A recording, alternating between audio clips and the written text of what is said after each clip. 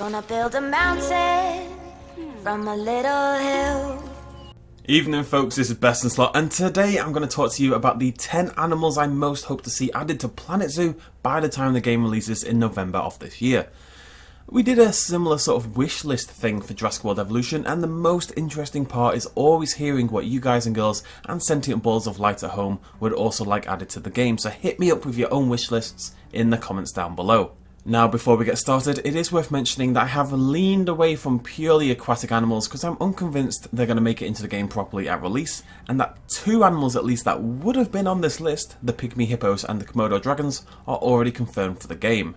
I've also stuck to animals that I think have less chance of being included. We haven't seen rhinoceros of any form yet, for example, but they are probably a given, you know, they're going to be in the game. Also, I tend to just like weird animals. All that said, let's get started.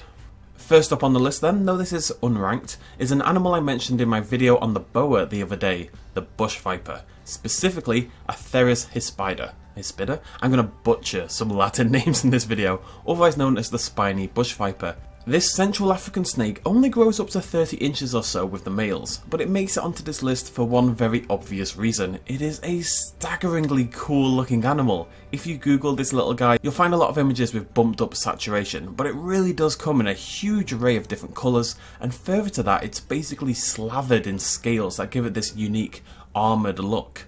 If you had to imagine a world wherein a dragon and a snake got down and dirty, the Spiny bush viper would be the fairly awkward result.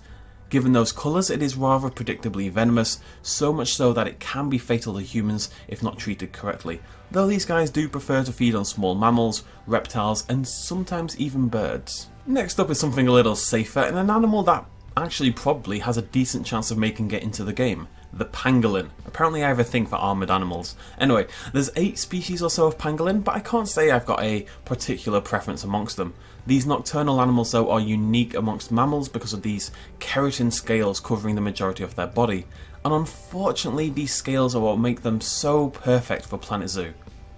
Pangolins, all 8 species, are critically endangered. These are the most trafficked mammals on the entire planet, prized highly for their scales and for their meat. Now, whilst efforts are now being made to protect the pangolin, they certainly don't get the attention that other poached animals do, and their trade remains highly profitable for people who are willing to sell their morals out for a quick buck.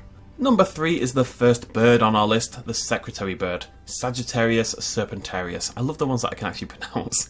These quirky birds are largely terrestrial, just like the peafowl already present in the game, so I'd say that again they've got a decent-ish chance of making it into the final roster. Nearly unique amongst birds of prey, this eagle-esque bird does stay primarily on the ground on its crane-esque legs, representing this sort of odd smashing together of the two groups. The secretary bird is an opportunistic and intelligent hunter, driving small mammals, snakes and other critters out of the tall grass by stomping on the ground nearby. But more impressively, it will also wait near grass fires as they occur in its native Africa and wait for the flames to drive its meal out into the open with like a fresh little barbecue taste to boot. Coming in at number 4 on our, remember, unranked list is my beloved sloth. Channel mascot, eternal love, the sloth. I've leaned towards the two-toed sloth, specifically Linnaeus's two-toed sloth, and this is the first one I'm going to butcher. Colopus didactylus.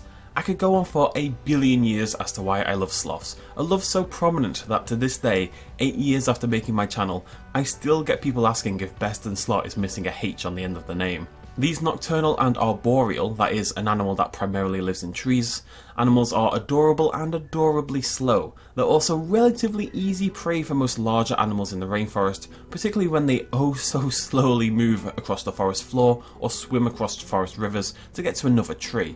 I feel the sloth probably doesn't mind that much. Just part of life, isn't it, being eaten? Who cares? We could all afford to take life a little slower sometimes. We could all afford to be a little bit more like the sloth. But if you call it a sloth, we can't be friends.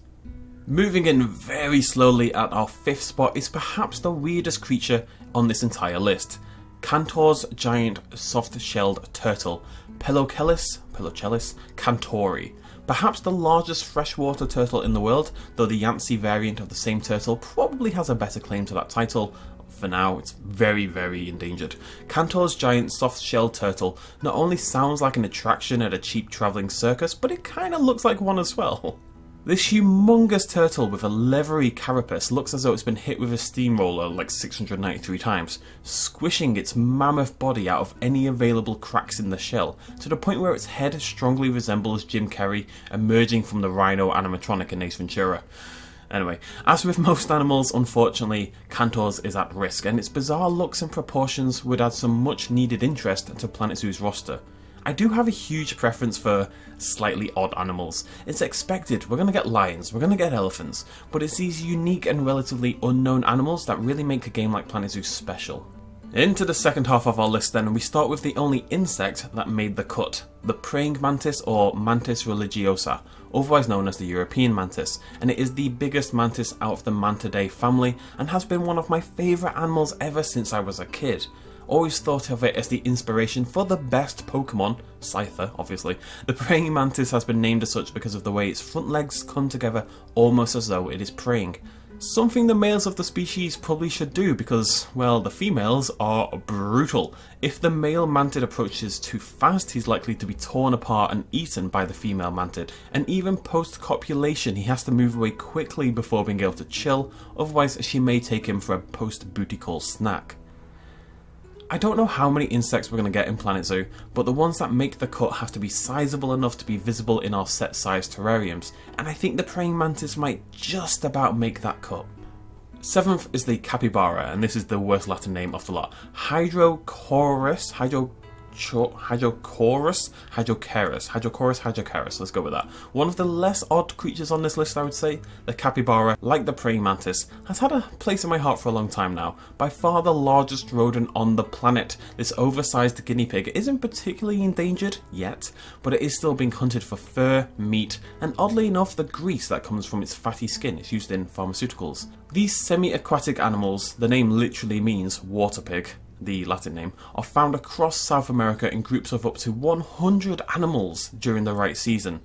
Due to this relaxed, friendly, gregarious, social nature, oddly enough the capybara has become immensely popular in Japan and can often be found relaxing in these heated pools both inside and outside of zoos. Into the endgame now folks with the second and final bird on our list, the bearded vulture or Gepetus barbatus. For what it's worth, I do not think we'll get full flight birds on release in Planet Zoo. I don't think we're going to have aviaries and the like. I don't really have a reason to believe that other than a strong hunch, but if we do, then the bearded vulture would be high on my list for inclusion. Often regarded as the most metal animal alive, the bearded vulture is a combative and beautiful animal that feeds almost exclusively on bone marrow. It's not really that interested in meat, but it'll crack open bones, swallow small ones whole, and drop large ones from huge height in order to smash them open and feed on the marrow inside. If that wasn't metal enough, the red colour of these vultures actually comes from rolling around in dirt that is rich in iron. We're still not quite sure why they do this, it's probably for dominance and showing off like every other animal, more than anything else, but it makes them look drenched in blood. These are black and white animals by default, and they go out of their way to look like they're covered in blood, and that is, well, that's pretty metal. The penultimate animal on our list goes in an entirely different direction from the bearded vulture. The pink fairy armadillo, Chlamyphorus truncates, is one of those animals that looks too cute and squishy to possibly have survived this long. Whilst it still has the telltale plating of the armadillo family, this Argentinian animal is the smallest of the armadillos by a fairly sizable distance, and the pink hue of its plating gives it a toy-like appearance that really isn't found anywhere else. These little animals spend most of their lives in specially crafted burrows that have to be so perfect in everything from temperature to soil pH that if they're moved elsewhere, for breeding programs and stuff like that, then they typically die within a handful of days. These animals aren't critically endangered quite yet, but this inability to breed them in a safe environment means that if we keep disturbing their natural habitats off the plains of Argentina, they may not be around for too much longer. I also think it'd be interesting to have some mammals who could live in the terrariums in Planet Zoo, if they were appropriately sandy rather than the forests we've seen so far. Finally then, last on our list, we have the frilled lizard, Chlamydosaurus kingi, an animal I had to include because of my love for the Dilophosaurus if nothing else. This arboreal animal, remember from before, is native to northern Australia and southern Guinea, and its most prominent feature is of course the skin flap that bursts outwards in this threatening display. This was once thought to be used for thermoregulation, but as with basically every single animal in the animal kingdom, it is instead now believed to be used for courtship and for spooking away predators. Sex and food, that's all animals really care about at the end of the day. We learned earlier today that animals won't actively walk around their terrariums in Planet Zoo. Disappointing news for most of us, go check out the Planet Zoo subreddit for that information. So animals that can be actively animated, such as the opening and closing of a skin flap, are necessary to give these animals and these exhibits a little bit of life that they may otherwise be lacking. Anyway, there we go. I did try to keep the list relatively balanced between mammals, birds, reptiles and the like, whilst avoiding fish and purely aquatic mammals because I just don't think they're going to make it in. Bearded vultures got an exception because they're baller. That's my personal top 10 though, and I would love to hear your thoughts and opinions, and most importantly what animals you folks at home would really want to see in Planet Zoo when it releases later this year.